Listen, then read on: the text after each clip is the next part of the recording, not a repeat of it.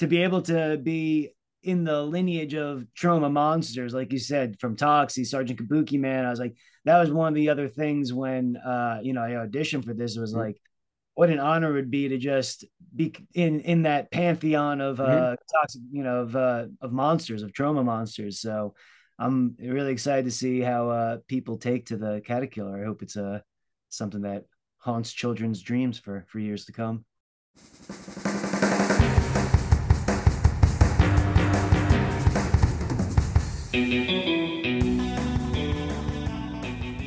Welcome to the Dead Harvey podcast. This is Brad Paulson. I'm very happy to have with me today Daniel Florio. Daniel is a writer-director, and he is also the lead actor in the upcoming Troma film Caterkillar. Daniel, great to have you with us. Thanks for having me. Happy to be on. So when I talked to you earlier, and we were kind of talking a little bit about the upcoming Caterkillar, you sent me this movie that you had made called The Improviser, which is really cool. And it's like a it's like a comedian's version of Taxi Driver, basically. So it's this pressure of building up the insanity of living in New York, trying to be a comedian, and this guy that does not have very good social skills, just snapping. So before we go into Caterkillar, I kind of want to talk to you a little bit about The Improviser, because this is a really cool movie, and I'm interested in where kind of the origin of this came from. Are you a comedian yourself, or have you done stand-up comedy?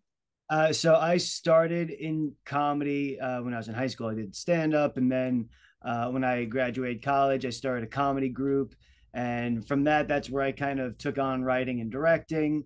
And so I also went through, the UCB and the People's Improv Theater and all those, Improv 101 classes and things like that.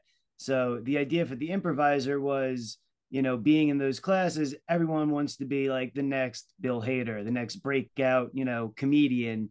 But there's usually one person in the class who I always felt like their therapist was like, well, maybe improv's a good way to meet people. That way you're not really yourself, but you're engaging with them. And maybe afterwards you'll go for a drink, and there was like just always that like odd duck in the class. And that always kind of stuck with me and just kind of billowed in my mind over the years. Yeah. Well, I think the entertainment industry in general attracts very creative people, but also people that are kind of crazy or that lean towards the crazy. It attracts all kinds. The world is unstable as it is. Having a dream and trying to accomplish that, uh, that just basically like escalates everything to a whole different level. And especially if you have somebody that's already kind of leaning towards going off the deep end, that's where the really I thought that was really interesting to throw that into the world of stand-up comedy. I think it's cool how you managed to do that on an independent level, because what I saw with that is it's very low budget, but it's something that caters to the fact it's something that caters to the low budget, because if you're coming from the world of stand-up comedy, you have those resources available to you. Oh yeah. And so did you when and what's cool too is like New York is such a great spot to film in. Of course, all those great 70s independent underground movies come from the 70s and 80s and whatnot. And so did you guerrilla all that as well, or? Oh yeah. Yeah, I mean, what you said there about like the 70s movies and gritty, independent film. I grew up on all that stuff as well. And that's always been like, as a filmmaker, like my passion of like making a Scorsese-esque or, New York character study. And being in the stand-up and comedy and sketch world and improv, I always felt it was a perfect environment for someone to go insane, obviously. And also, like you said, I had the access to it. I did, I had my sketch group. We did a lot of shows. I was friends with a lot of comedians, and so we just, stole everything. We stole all the shots. Me and my production partner Chris Siaco, we were basically, running around the city with our cast and crew and just sneaking into the People's Improv Theater. We would just steal shots from that. There's an improv show where he had the heckler. Mhm. That was a real improv show. I just had the cast of the Giggly Puffs, the Mhm. fake The name of improv. the sketch group. I just put them into a real improv show, and then I had the actress who was the heckler just go into the audience, Mhm. and just had a bunch of cameras, and we just made sure to like capture what we could, and we mic'd it. We put some lav mics above the stage, beforehand, and mic the Ooh. actor, the actress, and we just let it go, and we wanted to see what would happen. What you don't see in the movie, there is someone in the audience who tells the heckler to shut up, curses her out a bit, but it was good in the moment, but it was actually, it took away from the story. But and then after, as soon as we got what we wanted, I hopped on stage. I was like, "Oh, you're all part of a movie. Hey, take a big hand for yourselves." So yeah, we just kind of run and gun all over the place. Cool. Yeah, it's smart to do that. I think it's like really important as an indie filmmaker to use the resources that you have, and any world that you're familiar with, that you have knowledge about, that you can get access to for filming, guerrilla or otherwise. I think it's just it lands a level of authenticity to it. I also really liked so your main guy in it, Anthony Giordano. Is that how you pronounce his name, or Mhm. Anthony Yep. Giordano?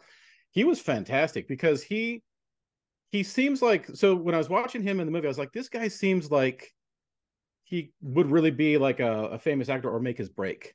He seems like the guy that would transition and make that break, but he was just lacking in those social skills. So you feel sorry for him until he's like steps over the line in several spots. But there's a lot of moments where you do feel for him, and that Yeah. will ring true. Is like, and it's especially like with the new world and how it's difficult to navigate your way through trying to be an independent filmmaker. You got to do your own things, like, start a podcast or start all these different things, and comics have to do that too.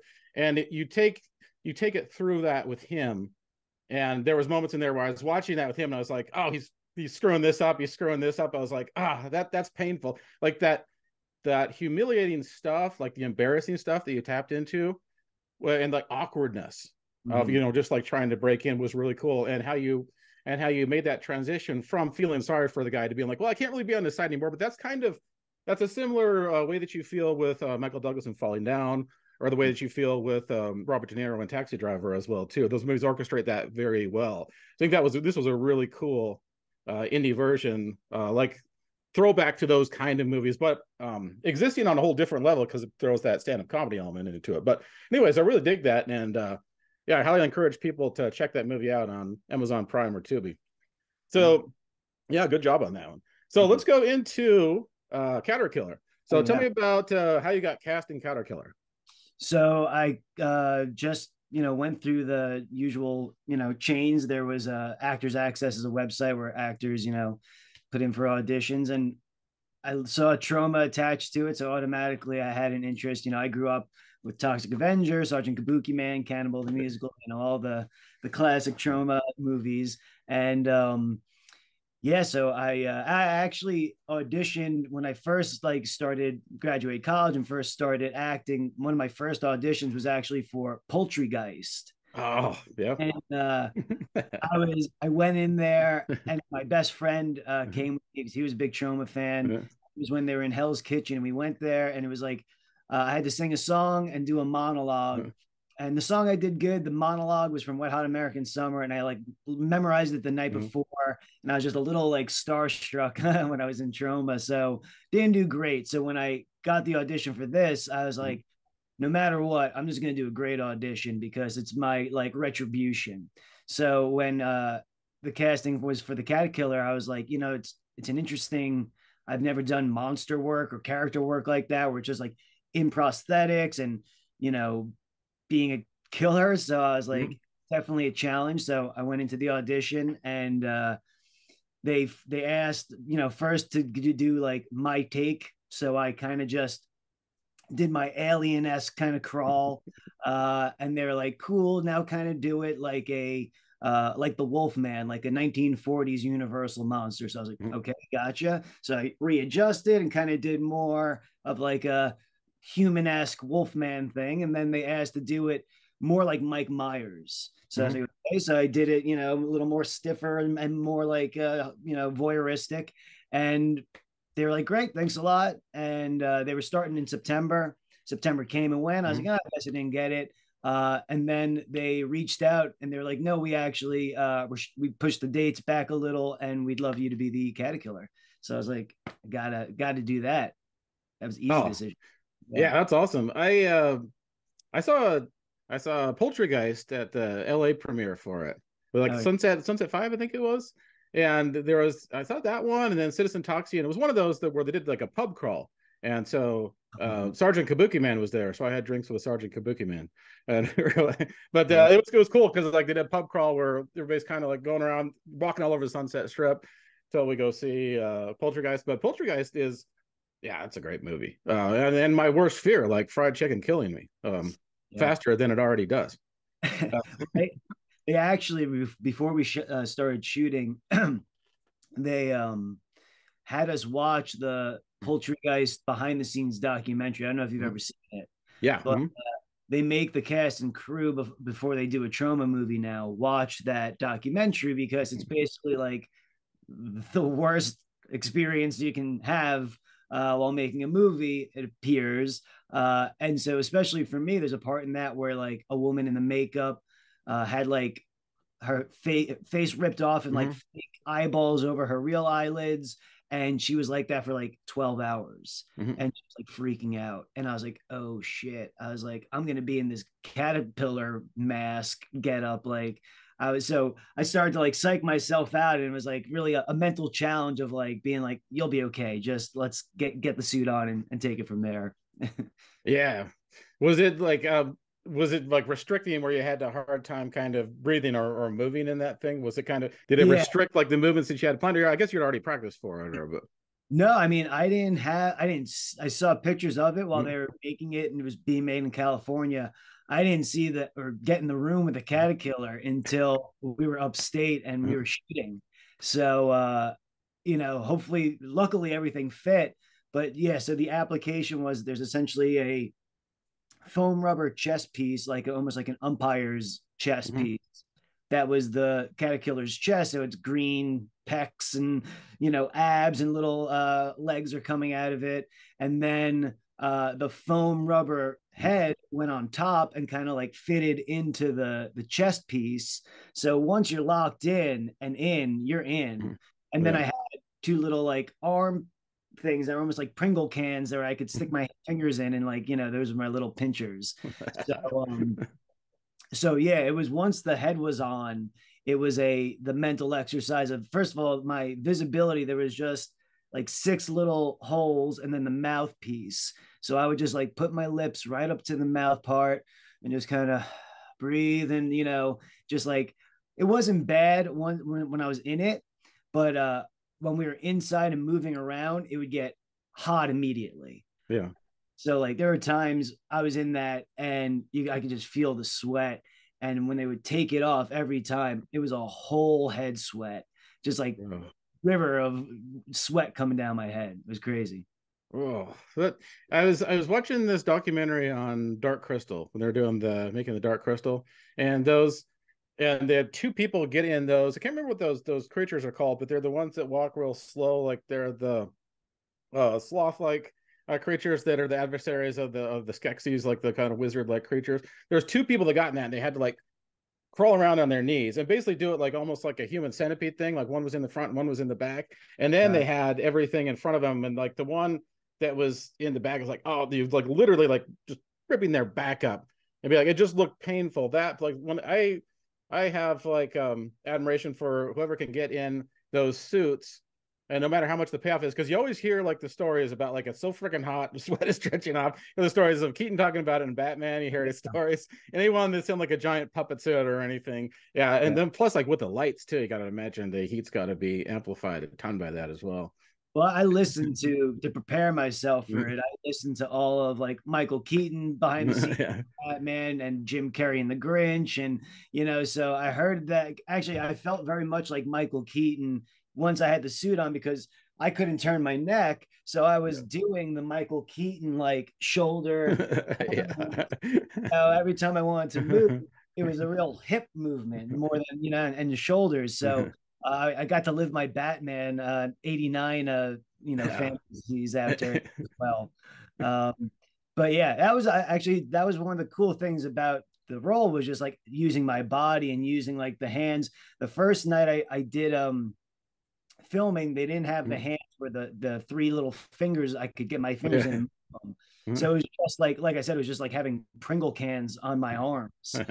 We're doing a stunt in the hallway, and I was sweating so much. I did one thing, the arm went flying, went flying off, and I was like, the first night, I was like, oh man, I don't want to feel like an idiot doing these things. Finally, I got the hands where I could get my fingers moving, and once I could get like my little fingers moving, that really like sold me and got me into character almost. Like the DP on it would be like, oh, he's like, oh, I love when Dan's like ready to go because his fingers start moving, you know. I just want, when you see the movie, I just want the creature to look so lifelike and like really have movement and breath to it. And, I was very conscious of like how it would walk and like, consoling or collaborating with Grant and the rest of the crew and stuff of just like how to make it look like unique, but also like what the director envisioned. Yeah. Well, yeah, and Grant's he did like a couple of shorts before. I was watching the Caterkillar, the Indiegogo campaign they had for it, and so that one's closed. But can people still donate to that one? I'm not sure. I'm sure there will be. Like when it comes to Troma and Uncle Lloyd, they'll take your money if you want to give it to them. Grant Herson, yeah. So the Country Frogs short that I was showing there was cracking me up, and Oh, yeah. the heartfelt one. Basically, I am I'm won over by puppets. So like if you put a puppet in a movie, I'm going to give it at least an extra star. I'm interested in anything that has like like puppets or kind of like puppeteering animatronics, that kind of stuff like fascinates me. So and plus it's just kind of, and I'm really glad to see this whole um this this kind of movement back away from CGI and Back. back more towards practical effects and puppeteering, and especially with like super indie stuff like this, there's a certain charm Oh that yeah. lends itself to practical effects or like a guy in a suit. Like when you watch the old Godzilla movie with the guy in a suit. Now I hear the new Godzilla movie is fantastic, Yeah. Yeah. but there's a certain charm to just like a monster movie with the guy in a suit, Oh yeah. and there's something about that is kind of timeless. Yeah. Uh, And going off of Grant too, he actually in the Country Frogs, one of the frogs is the human version of the Caterkillar before the Caterkillar. His name's Bill English. Super great guy. Loved working with him. And yeah, he's back in the company and he plays the plays me before I become a Caterkillar creature, and he's super great. And I can't wait to see everyone see his performance as well. oh yeah, awesome. Is there now, are there puppets in this movie too? There is some little puppets of caterpillars, and Nice. then the mutated baby version of the Caterkillar is also a puppet.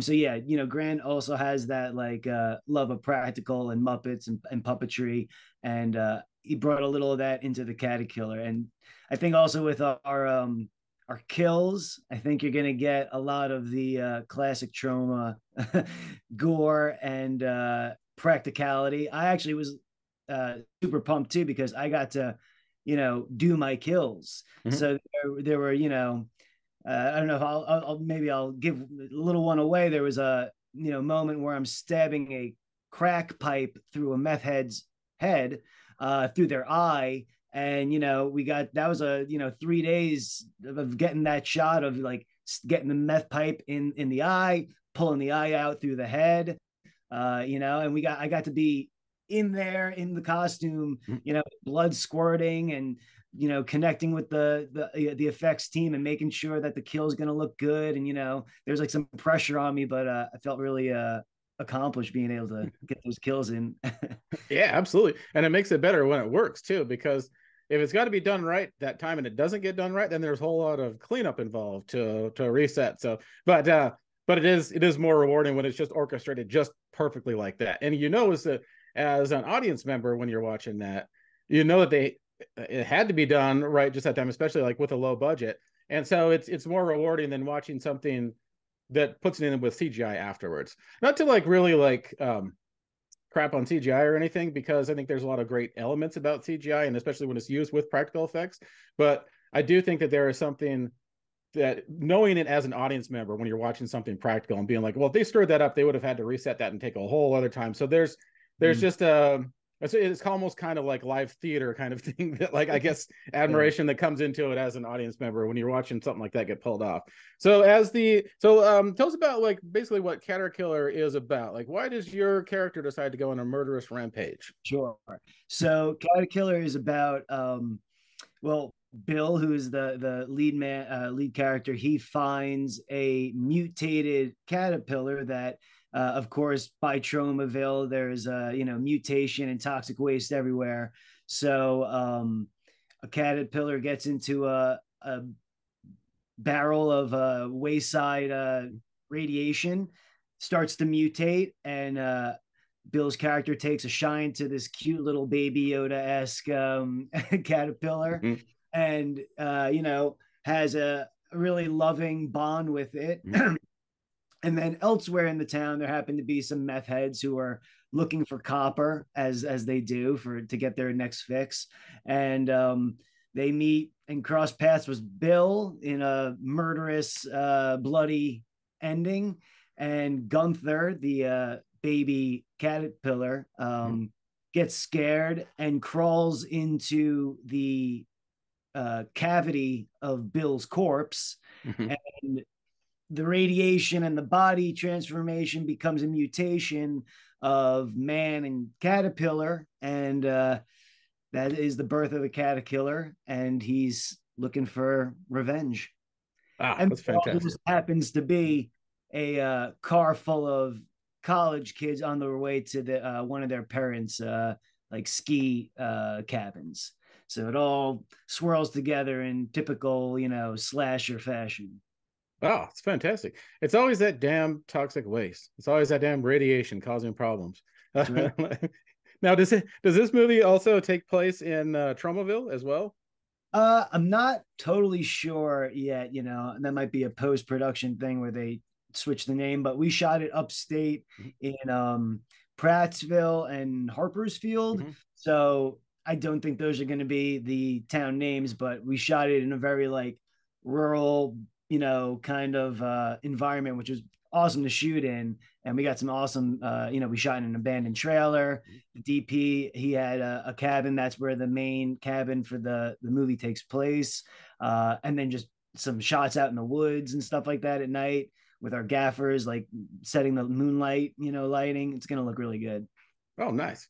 Yeah. And I'm also wondering if it's going to use the same, where they show like the car flipping up. They use that same, like, that found footage, or I Yeah. think they shot it on one movie, but they use that same shot and Yeah. they put it in so many other different movies, which is hilarious. It's like, as a Troma fan, you recognize that when the car flips up and flies around before like the explosion. But Exactly. yeah, I'm assuming they'll probably throw that in there as well too, even if it doesn't have any cars in it. Yeah. Yeah. Yeah. There could be a moment, I'm sure.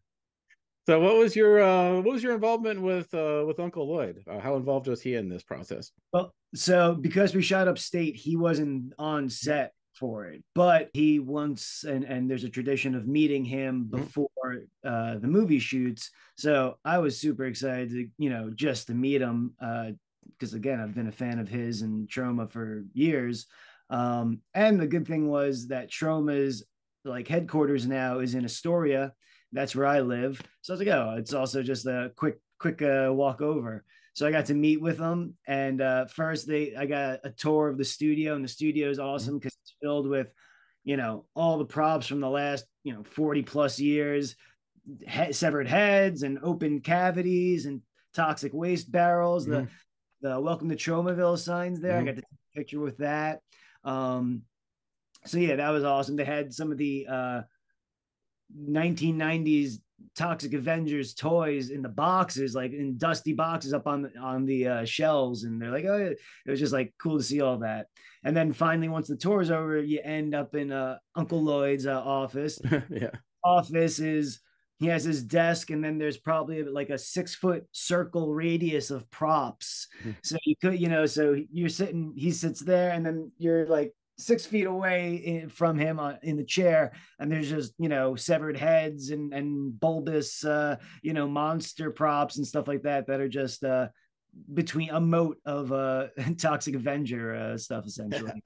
That's great. That's what I call a relaxing work environment. Oh, yeah, Uh, but I got to talk with him and he asked what I was, my part in the film, and I told him I was going to be the Caterkillar, and he was talking about old silent films and like and talking about Lon Chaney Jr. and I'm a fan of those things. So we talked a little bit of on cinema, and I was matching him on his knowledge, so that was nice.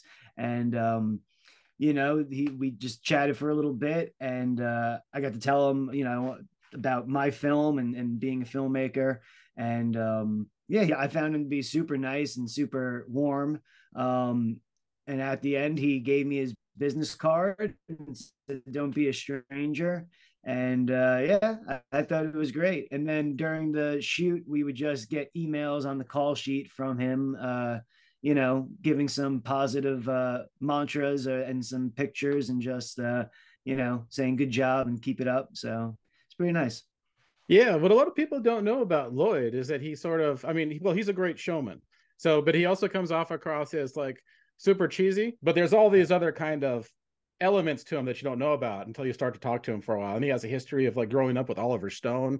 He has a really super interesting past, especially all the people that have like all the big actors that have been in the Troma movies throughout the years. Almost kind of like Roger Corman did, where he had so many people involved. Scorsese and Ron Howard and everybody that's gone on to bigger things. Troma's had a lot of that as well too. I mean, of course, the most famous example of that being Trey and Matt from South Park. Lloyd's like the East Coast Roger Corman, and Troma is like the East Coast version of that, and still active. Like the fact that he's still making movies is like a testament to his, independent spirit and his, love of film. Yeah, absolutely. Troma, the longest independent running film studio. As I always proclaim, which is awesome. I mean, something to last that long, especially with how unpredictable the filmmaking market is pretty cool. And Roger Corman as well too is still alive. He's got to be like in his like early to mid 90s by now. I mean, super impressive. I think Lloyd will still be kicking around for a long time because he's got a ton of life and enthusiasm. Kind of something that what I think is cool, or what I think has helped Troma last so long, is Lloyd's showmanship, because it's one thing to have just like super like entertaining B movies, but it's kind of cultivated the fan base by Lloyd's showmanship, like this sort of P.T. Barnum approach to it. And I noticed this too, like when I saw the premiere of Cabin Fever at the Egyptian Theater, and Eli Roth was there, and he brought out like nurses, and they were kind of like, and they're going around like asking everybody if they're okay, and they're going to check on people if people faint like after watching the movie. And he did this sort of showmanship thing, but I think that kind of thing, that showmanship, that theatrics, that pageantry, is missing from a lot of movies. I think with independent movies, it's very important. And I think it's helped Troma stay alive for so long, and to connect with new audiences as well too. Yeah, I think also with the Caterkillar and with Grant, I think Lloyd took a real liking to Grant and his style and his previous shorts. And I mean, I'm really curious to see the final finished film itself, because I think we really elevated what a Troma movie is. Like, obviously, it's going to have the gore and the gross outs that you're looking for, and the humor, but just looking in the monitor after shooting certain scenes, or I was just like, wow, this looks a little a little bit a step above a normal Troma movie, and just the look of it. So yeah, I'm really excited for it to be released to the world. Yeah, absolutely. And did everybody have to eat grilled cheese sandwiches? Because what you always hear about like Troma movies is that people have to eat grilled cheese sandwiches and sleep on the floor. No, so I think this production was real. I really had a great time. The cast and crew were all great. There wasn't a bad one in the bunch, and we had amazing producers. Zach, he was in charge of getting our meals, and it was different every night that I was there. I filmed for 7 days. It was, I think, 16 days overall, and every night we had. One night we had Mediterranean, and we had Mexican. One night we had pizza. Obviously, you got to have a pizza night. But yeah, the food was pretty good. I ate well. If we needed coffee or an energy drink or anything like that, they were quick to get that. So yeah, no, our cast and crew were gelled pretty well during the production. And Oh, well, that's awesome. That's good to hear. I was, So I the was expecting the worst, but I was pleasantly surprised. The fact that I slept in a bed, I stayed in a nice place, and yeah, we were all. I think the biggest negative was the weather because we Mhm. were a lot of night shoots. We were shooting half of the nights there in an abandoned trailer. That was an abandoned trailer that just happened to be next to the cabin, Mhm. like on the property. There was an abandoned trailer, and they're like, "Can we shoot there?" And they're like, the owner was like, "Yeah, go right ahead. I don't think anyone owns it."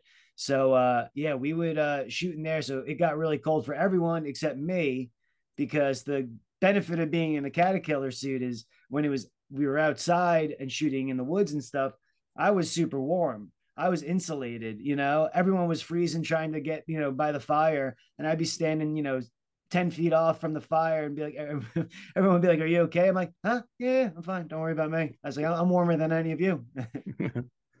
Oh, cool. Well, it's great to hear. So did you lose like 30 pounds after getting out of that caterpillar suit from the from like all the sweat coming out of that thing? Yeah, I definitely came back a little lighter, for sure, and which has been nice because it was right. I finished right before Thanksgiving, so it really gave me permission to just kind of gorge out and get the weight back up.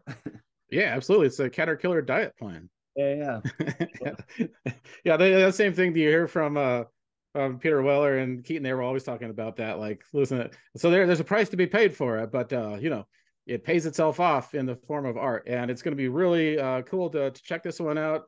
Caterpillar slaughtering people, yeah. puppets, crazy attacks, practical Pretty cool. effects.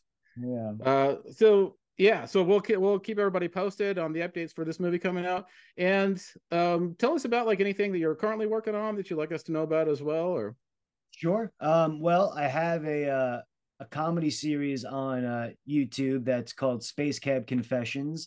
It's a parody of the old HBO show Taxi Cab Confessions. It's Mhm. basically the same format except it's in space. So I have different comedians and improvisers who are a passenger and the driver. And so I have everyone, a lot of up and coming stand ups. I even have Wayne Diamond from Uncut Gems. He did one. So if you type in Space Cab Confessions on YouTube, I have that. Subscribe to that. And then I am in post production on two short films, both comedies that again have really great casts. One's called Swiped. It stars Nina Tarr. That one we just finished on, and we're putting that out in the film festival circuit. The other one we just finished shooting right when I came back from Caterkillar. It doesn't have a title yet, but it's about a guy who wants to be a turtle mascot in Times Square. And so it's almost like a Rocky story. It's his dream, and he has this goal and this challenge. So I'm really looking forward to getting that one edited and out as well. So I have those things I'm working on. I'm always writing, and yeah, I always got stuff coming out for sure. right on, awesome. Well, yeah, thank you for contributing to keeping indie movies alive, and I think we're gonna see. It's very interesting right now to see like what's happening with Hollywood Yeah. and to see what's happening with indie movies, and it's going to get even stranger. But I think indie movies are going to be given much more of an exposure in the next couple of years than they ever have. So Yeah. I'm looking forward to the release of this. I'm not sure when it's coming out. I'd like to, when we were on set, we were hoping that it would come out this summer just to kind of capitalize on the Toxic Avenger remake. So hopefully, but we're not sure yet. But I can't wait to see it with an audience and see how they react to what we made up there. that's right, the Toxie remake. That is so bizarre. There's been so many different iterations of that. I heard that like Arnold Schwarzenegger was involved before, and then I heard that Travolta was involved before. I think I even remember Lloyd talking about that when I saw Poltergeist, the Sunset Five, all those years ago. When he was talking about it, I think he was just saying that like they were still working on the rights for that. What's also interesting too is like Lloyd's relationship with Stan Lee. They co-wrote at least one script before that hadn't gotten produced, and then of course Stan Lee's intro is in the beginning of Toxic Avenger. Totally, yeah, Lloyd is a totally fascinating guy, and Troma is a very fascinating company. So if you haven't had any kind of exposure to Troma before, Definitely check him out. Check out Caterkillar when it comes out. Of course, Toxie is my all-time favorite. That'll always hold a very warm place in my heart for, because that's the very first, one of the very first like real crazy indie B movies that I ever saw. Oh So yeah, yeah. So yeah. that's why it kind of makes me nervous whenever they do remakes and stuff like that. But Well, I've heard the remake's really good so far. Like that's the word, the buzz so far. But yeah, to be able to be in the lineage of Troma monsters, like you said, from Toxie, Sergeant Kabuki Man, I was like, that was one of the other things when I auditioned for this. It was mm-hmm. like, what an honor it would be to just be in that pantheon of Mm-hmm. toxic, of monsters, of Troma monsters. So I'm really excited to see how people take to the Caterkillar. I hope it's something that haunts children's dreams for years to come. Yeah, and Marvel is steadily on the decline, so maybe the Troma extended universe will take over it. That's right. I could So toxic Caterkillar team up very easily.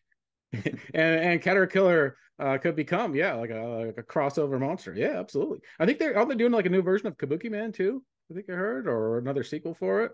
No, but that'd be great. Yeah. Yeah. So yeah, Caterkillar could make his way over there, and we'll see what happens. But there is anything could happen in Troma. We know that. Anyways, well, it was fantastic talking to you, Daniel. Everybody, check out Daniel's work. Check out The Improviser on Tubi and Amazon Prime. And yeah, definitely looking forward to Caterkillar. Thank you for talking to us and regaling us with the Troma tales. Yeah. Thanks so much for having me. All right, and we'll see you next time on the Dead Harvey podcast.